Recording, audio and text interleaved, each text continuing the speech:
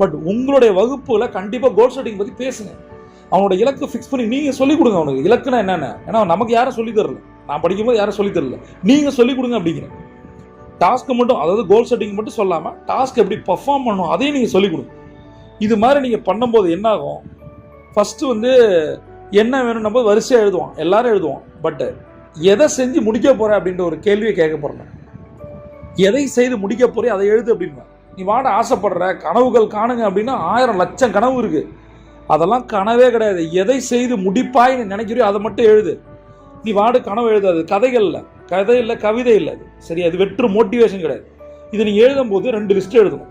முதல் லிஸ்ட் உங்களுடைய நீங்க எழுதிட்டீங்க, என்ன வேணும் அப்படின்னு எழுதுறதுக்கு முன்னாடியே உங்களுடைய கனவுகளை ஒரு பக்கம் எழுதும் போது இப்ப இருக்கிற பிரசன்ட் சிச்சுவேஷன்ல நீங்க எதுல எல்லாம் ஸ்ட்ரெஸ்ஸா இருக்கீங்க.